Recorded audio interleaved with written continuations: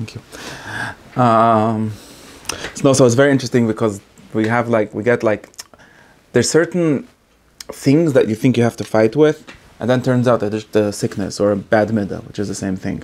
This is just very useful framing to have to realize what's actually going on.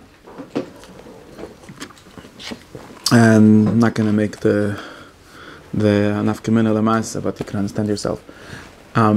But this is the Rambam, and the Rambam has these like medical writings, where a big part of them is hacking on Galen. For whichever hacking on Galen, Galenus. Galen, the physician. Galen was a physician, the greatest physician of the ancient world, maybe. They wrote like 1,000 books or something, and he was the one that wrote 1,000 books? No remember. And takes up positions on everything, but he's like sort of a skeptic, like he doesn't buy into any philosophical shitta, which for the Rambam is a very bad sign. Like it means that you're not serious. The Rambam was a very doctrinate kind of person. It was like you buy one shitta and that's the truth. He wasn't like a malaket, like eclectic. He thought that was a sign of a confused mind, and he writes it explicitly in the Akdama to Meir Nevuchim, right? He even criticized the Talmud for being too much like this, if you notice what he's doing there. Like you can't just randomly take shittas from wherever. You have to have like this is Aristotelian. This itself is Aristotelian shitta, right? You know, there has to be a side, like the foundationalism, right? You need to have a one basic klal, and from that all the pratim should fall, and so on. But anyway, so he has all of these chapters like hacking on Galen. And then here there's one famous shtickle which was quoted already in his time, so obviously it was a famous shtickle. And it says like this, and he does this framing. Everyone knows, and this is actually something that Galen also uses, this framing. It's maybe even in our style, but Galen also like elaborated a lot. That there's machlis aguf and machlis nefesh, right? The soul can be sick just like the body can be sick, right? I remember what that means. We did a whole shit on that. Anyways, right, so now, since we're being doctors now, so let me give you a story of a kind of sickness that the soul can have, which is otherwise known as a vice, right, as a bad midah in Lashon HaKodesh. Right, so now, what are the bad mid? What are the sickness? They're in what it says is sfuris and midas, in opinions and in act and virtues, really. Okay, so for example, he says having a bad opinion is called a machla. And now, just like every other, now since we have this metaphor, we could like build on it, and we said just like every other machla, there's smaller instances of it, worse cases and better cases, lighter cases, right? So now, one of the machlas, he thinks that many people have it. Maybe one person out of a million is entirely free from it. Everyone has it, but apparently he thinks that this guy has a lot of it. So that's the part of the thing. But many people have it. I'm just reading. And it is that you think yourself greater than you are. Shulam, whole, right? More whole, or having more actuality and delicate, right? Being more of a mention than you are, but whatever, that's just the language. And another thing is, another part of this, which is connected, it's very interesting, he connects this, and this is, if you think and look in Meir Nevuchim and where he talks about why you have to keep things secrets, this is one of his big reasons. If you realize that this is like a very big yisad, which is that you think that you're going to get things easier. It's that goes together, like thinking that you have more than you have, and thinking that what you want you'll get easily. Easily meaning that's not like he likes to make things hard. It's just that without doing the correct prerequisites, usually that's what he means. Like, and it's interesting. I'm just going to try to say why this framing is right here. Why this framing? Because, for example, there's like a lot of like frum shittas that say, well, we don't need to study science because we could find it in the Gemara. Okay, now not forget about like the object level, like if it's true that it's found or not. But in the midas level, like it's very interesting that if you notice that what the people are saying this laluch lamasa, not if you say that theoretically everything is not whatever. That's a theology, but practically, what this adds up to saying is that it's like, wow, you're working so hard, and it's in Gemara, we can see this framing already. You're working so hard to find out how the world works, it's so easy, just look in the Gemara. Basically taking this like really hard work, which is studying a science, people spend 20 years on it, say, wow, it's a shame that you spent 20 years on it, because the Chaznish found it out in the bathroom after learning Masechtas Eruvin, you know.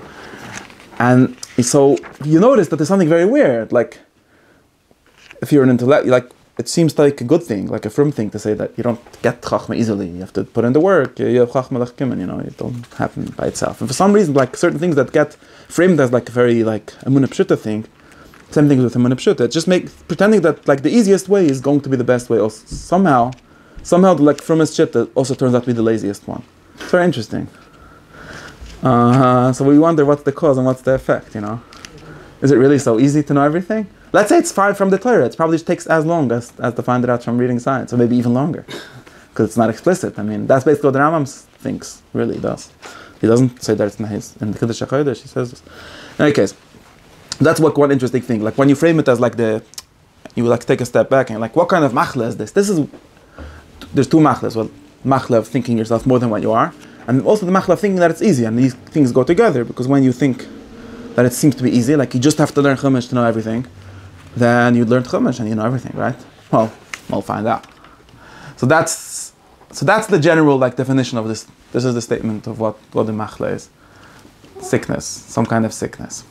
And it says this, once we have this like definition of the sickness, you could see why this explains something that we see in history. And he really says, he's very sharply, right? He says that there's 1 in a million people that doesn't have this, that entirely free of this sickness.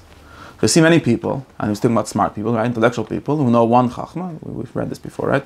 Or one, whatever he's like going through the kinds of chachmas that he thinks there are, and he's very good at it. It's not like the people that are bad at everything, they don't really have this problem because they don't know anything. Even them actually have the problem, because you'll be surprised. You don't really actually have to know anything to have this problem. But especially if you do know something, and he's good at it, and he knows one thing, so he's like we talked about, the doctors tend to have this problem. He knows he's a doctor, and now thinks that he can have an opinion on politics and it should be worth even listening to. Like maybe there's a chachma called politics, maybe you could study it somewhere. But I'm pretty sure that you being a scientist gives you no special insight into it. I don't know why I said politics, but it's the same thing for everything else. So that's step number 1 of the machla. It's very simple. I don't know why this happens. Like maybe it's because people confuse the knowledge of one thing for the knowledge of everything. I don't know why, like shaykhs. Why do people have this mistake? Maybe it's only because of the next thing that he's going to say. Why does everyone that's a doctor think that he's also a philosopher?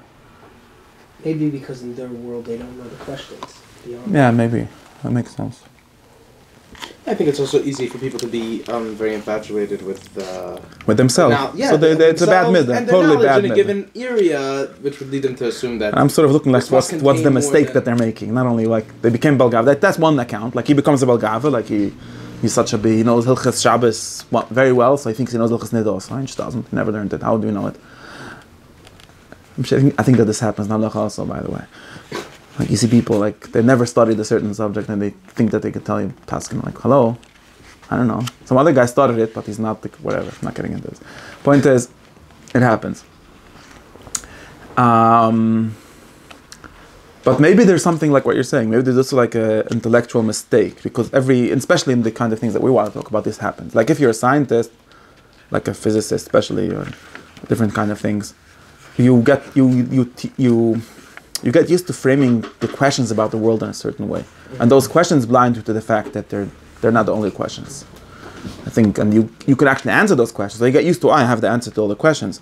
Well, you have the answer to all the questions that are asked in your school, which is not a lot of them, And maybe that also happens. Yeah, maybe it's still just a bad midah, I think. But it's like a bad midah with a pshat, right? It's a shtickle pshat in the bad midah. Still a bad midah. It's really weird how it happens all the time. There's another thing that Rambam does not mention here. Maybe he's going to mention it. Where there is like an emunah here, like assuming, and I think, for example, philosophers can have this, like assuming that there is a hierarchy of knowledge, like Rambam, Aristotle himself believes, like let's say we have this like ladder, like Yaakov in his ladder, where metaphysics is the highest science. Then people think, and I think the Rambam would say it's not really possible for that to work, but people think that since they know the highest science, so they b'derech mechlal masai emunah know all the other sciences. So let's say, and that's just also not true. But the Rambam would probably tell you that you don't know metaphysics either, because the only way to know it is to go up the ladder. There's no, unless you're a Navi, maybe there's some down the ladder also, but Usually you have to go up to that step by step, and otherwise you're missing in your metaphysics. So he says this explicitly: if you don't know physics, you don't know metaphysics. It's not possible. But probably many other people will disagree with that. But even if you do disagree with that, let's say there's like top-down knowledge, like straight from God. That doesn't mean that it goes all the way down. Like you might have stopped there, and maybe you just really need to spend a lot more time to find out. Understand the general principles that are indicated by the specific bodies, but not the specific bodies of knowledge themselves. Even if you have exactly, even that is true. Even or especially if you only know metaphysics, which are the general principles of the general principles. They're not even general principles of a certain science. Mm-hmm. Doesn't necessarily trickle down the full pyramid. It definitely doesn't. I mean, we could see that it doesn't. I don't know. Maybe it should. I mean, maybe theoretically does. That's why I think it's true. And someone says that everything is on Torah. If you identify Torah with the highest metaphysics, then by necessity everything is included in it. But it doesn't mean that you know it by knowing. Like I could tell you that like that girl, it's true, but it doesn't mean that you know how to derive the rest of the Torah from that. Like for that you need to Zil Gemor, and a teacher that said Zil Gemor is not something that makes life easier. Now you gotta go learn. It actually doesn't say and in English it gets translated always, and the rest is commentary. That's not what it says. It says, and now sit down into yeshiva. Now figure out what that actually means. Yeah, so I don't know. Maybe that's another thing that he doesn't seem to. And it's true. It might be true that the most important. You can even say something like the most important thing is to be a mensch, to have good midas. Still doesn't mean that if you're a mensch, you know everything else. But if you're really a mensch, and you know that you don't know everything else, so it's not even a mensch. So the same thing happens. I don't know. But then he has a different story of the machla, and then he says, I think he doesn't want to get to my place where to say that it's really because the Rambam really over here is doing this reduction. You think that people that claim to prophecy or claim to have some absolute knowledge that cancel the need for knowing anything else or for studying, really. That's the most important thing for him. Now I don't need to study, it's just gava. He doesn't even think that it's because you're too firm. He doesn't believe that story at all. Which is interesting. You have to think about this. And then he says, Kalchken, or it makes even worse when you somehow, but he says that he has a good mazel. He has good luck. He doesn't believe in mazel, but the point is he has a good luck and he actually becomes famous for it. He actually gets power for it, and he becomes a person with authority who, people believe the doctor just because he's the doctor, and nobody dares to argue with you. And then the machla becomes worse. This is the next stage of the sickness. And you become a dictator. That's what it says, Aritzut. I don't know who. These are two translations here, so I don't know. And you start thinking that it's actually you saying things that makes them true. You see, this is very terminal term of the illness. Since you're so used to people accepting what you say, you think that, wait, I could just say things, and then people will accept them. Guess what? That has happened so many times. And you see it happening. Now I don't have to explain myself already because I'm just, I've got the power. And the Yeshiv Mashiach. You don't have to have any logical framework because you are the source of logic. So. Yeah, you're a source of power, and you confuse that with logic. But yeah. The Rebbe doesn't have to explain himself. Of course, he doesn't have to because he has a big stick. But that doesn't mean he doesn't have to. Right, and then you're used to answering questions like whatever you want. And now then he goes back because you don't want to admit that there's something that you don't know. Then it goes back to the same gava that he started with. The reason, if you're such a powerful person, one is you have a big yetzer hara, you could do it, so why shouldn't you do it? You need to have a lot of. This is why one of the reasons at least why being a scientist means that you need to be a tzaddik first for the Rambam. And many people get very confused about this. We keep on talking about this, the moral aspect of being a philosopher. Because people say, well, there were Nazi scientists. The answer is there were no Nazi scientists. Or mitzad, they were Nazis, they were not scientists. And mitzad, they were scientists, they were not Nazis. It might be a mikra. Because being a Nazi means you're committed to a certain... Actually, it's true. Being a Nazi means you're committed to a certain view of the world that it runs on power and not on truth. Which by definition means you can't be a scientist. There's no good science under Nazism just because Nazism is not a... You thought that let science be done. Well, you could be a good scientist in the sense that, I make the rockets go up, But, the guy that said he doesn't care where the rockets from to come down, he only cares that they go up. That's but that's not the same point. There was a guy that worked for the Nazi V2 program, I forgot who, and then he worked for the American rocket program. It was a whole project, Operation Paperclip, to get all the Nazi rocket scientists to work for the Americans. And the guy asked, okay, so first you're killing this guy, then you're killing the other side. Like, what's going on? I said, I don't know. My job is to make the rockets go up. I don't care where they go down. That's a certain view of science as like being disconnected from its goals. But that's just a practical science. See, for Aristotle, that wouldn't even be a real science. Like, it's a practical knowledge. Like, he's not figuring out how rockets are to work. Someone else figured that out. He's just figuring out how to make the best rocket. And who knows, the people that jump out of buildings fall on the ground. We're just curious about. You could start drawing diagrams after. Yeah, no, that's because, okay, but it has to do with how modern science tries to present itself as not having, only like being a, how's it called? How's it call it? Only about the means and not about the ends. But the point is, and really, for science, even for that science to work, you need to not have nagias. You need to be committed to truth before you be committed to killing Jews. Because if it's not true that you should kill Jews, then you should not make, you should not even make guns that would do that. I mean, as neutral as the technology might be, that's another discussion. Sometimes I got into a sidetrack. You see, scientists don't write this in the notes. Okay. No, scientists that tend to use just a nice mouse. Scientists that use that make metaphysical claims. Sometimes they think that I guess instead of using ways to explain reality, they want to replace it with the explanation. Sometimes they want to replace it with the manipulation of it. In other words, since I don't have to know how people work because I could make people work. Mm-hmm. Right. That's basic they replace fascism. What is with the explanation of it. So it's totally substituted. Yeah, and the problem is that you can't actually make people work without some kind of theory of how they work. Which means that you're always subservient to some metaphysics, to some truth. And if you're not, then it's not going to work either. Like, for some reason, and not only the understanding is not going to work, the thing is not going to work. I mean, once things get too politicized, then there's no good science being done either. Maybe you could still have like Shirayim from when people still had, but like in really repressive regimes, there's not really science done either, because truth is not a value. The only value is power. And then, like in Soviet Russia, if you got certain, or in America, whatever, if you got certain results out of your science, or you were banned, you were sent to Siberia, you know.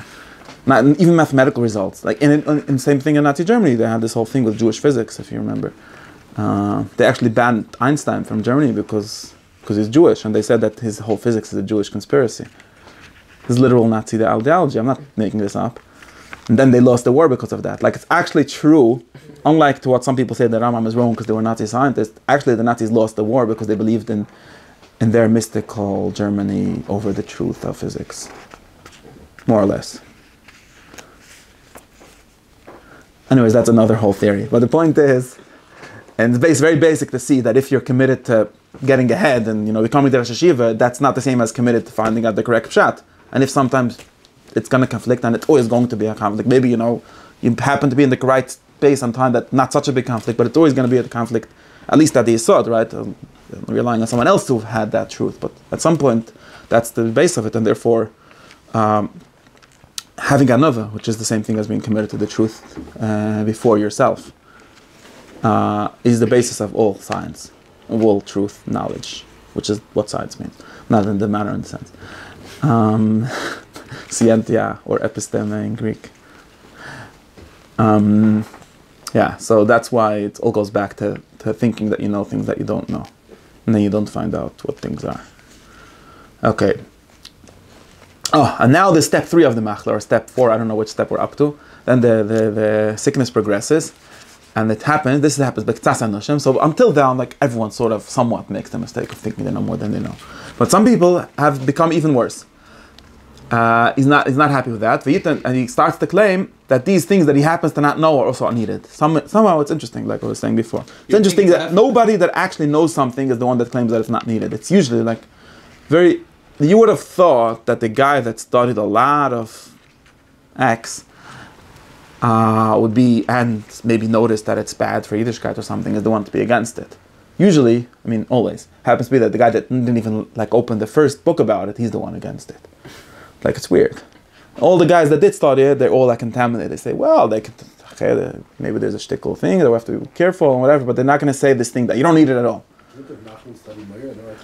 I'm not getting into that. Not good enough. And to the extent that he did use it, and he didn't say that it's not needed. So it's all whatever. Or he was just talking to stupid people, and he thought it's bad for them, whatever. Point is, No, there's like 1.5 people that did this correctly, but those people turn out to not actually say that, if you really read what they're saying. But because that's not, for example, no, you could 100%. First, there are like 2.5 people in the history of thought ever that. I mean, yeah, I'm not saying that you can't be against something. I mean, when but they won't disregard the discipline. They'll just take a position within it that maybe. Right, that's the definition basically of it. You could disregard. You could try to like, how do you say? Try to like be ma'arid on the most basic assumptions or most basic this of something. But you're not. You can't say this like this is not needed. You could say you're doing it wrong. There's a very big difference between saying that some philosophers are doing philosophy wrong because they have totally mistake. Everything is a mistake. Than saying that this whole thing is not needed. Like if you if what's his name, what's the guy that said that philosophy is dead? You mentioned him last week. The guy in the wheelchair. Yeah. And he liked to say philosophy is dead. So if he would have read philosophy and they say, well, these philosophers are all confused because let me explain to you, it was Einzach. There were people that did that. But you just never read it anything, and then you see that say shtissim, so that's not a big acting up. So yeah, I'm not saying that there isn't. But the Rambam definitely like tries to frame it in this way always. He doesn't believe that there's really a other tzad. That's definitely his opinion. And he goes on and says that some people, since they don't know those things, they say that they're not useful. And not only they're not useful, they're not a knowledge. And the only thing that you need to ever learn is the thing that I happen to know. And sometimes it's not even a knowledge. Sometimes it's like the only thing you have to know is how to make motorcycles. That's fine. So proof is that I've done only that my whole life, and I'm happy. I mean, great proof. And then sometimes you hear something like has a lot of kashas. Wow, this is wrong. It's because of this wrong, or for theological reasons, or for practical reasons, or for all kind of reasons. He says this is a really big sickness. This person is like terminal. He says this is like you're almost dead. And dead to him means you're not going to have even one correct opinion. Again, if life is like the life of the mind, and as long as you like a little bit think that this might be truth somewhere outside of your biases, you'll have a little bit. But once you get into this, like, not only do you think that you know more than you think, and not only do you think that what you're saying things what's going to make them true, but you think that it's even bad to have to open the other book. That's terminal step. Then you're like close to the goises. Okay, and then he says, well, Galen is the guy that this happened to, because, this is all very specific politics, because he was a very big doctor, and he actually was, don't deny that, he was really probably the biggest doctor, and he knew even some doctor things that Aristotle didn't know. In other words, he actually advanced the field of medicine, and he even knew some logic and so on, but he was really sick, because he thought that since I know something about the heart more than Aristotle, I also know something about metaphysics more than, and he just didn't, just hacked the galvaran. And then he even wrote things like you have to be a doctor and only doctors on it. The kids say really goes through how Galen is literally the guy that went through all the levels of the sickness, and basically, and he says, and because Galen really claimed this is really, the Rambam is really anti-skeptics, and Galen is basically a skeptic. He says proofs are not the way to know the truth. There's only Lowy and Chazaka basically. There's only maybes.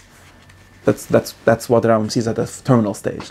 First, and he says this in Modern Ruchmi has different ways of saying this, but he always thinks that that's the worst thing ever. If you say these 3 steps, you think that you're a philosopher, you're not. Okay, it's one thing. You think that you could be the best philosopher and you have no idea what you're doing. Not a thing. But then you think that the only way to be a philosopher is to be a doctor, and philosophy is bad. In other words, there's no proof and so on. Then you're like dead. There's nothing to do with you. You're terminally dead, and you could just go to Oman. Maybe they'll take you out of Gehenna or something. Anyway, Shain, Adkan ha'inyan. Shain, and he quotes Al-Farabi saying this also. So he's not the one that he didn't. Yeah. Anyways, it goes on and on. It really goes on and on. And then even worse, he says that sometimes Galen claimed that a malach spoke to him. Seriously? And he's sees that as the worst thing, because he's like. When the Rambam writes against doctors, he's referring to him, in other places when he writes, in the Roifim who think he means Galen. Apparently, that's what I was saying. He means Galen, and he also means this Al-Razi fellow once in Moira Chile Gimel, which was a kind of Galen. It's also was this guy that's I mean, that's in the Rambam's presentation. You could probably rehabilitate him if you really want. But he's like, yeah, these philosophers go on making up stuff. Let me make up my own metaphysics, and he just does that. And I'm so he seems to be talking about Galen in that, in Beresh Mishnayos, yeah.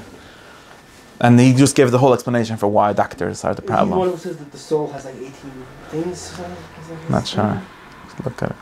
Doctors over here has different connotation than like nowadays, in a sense, right? It's very different. Like doctors nowadays, even maybe they have the same machlok. Yeah, but they seem to have the same problem. They don't make up their own metaphysics like that. They're not holding by. Usually not. Sometimes they do. You know that I've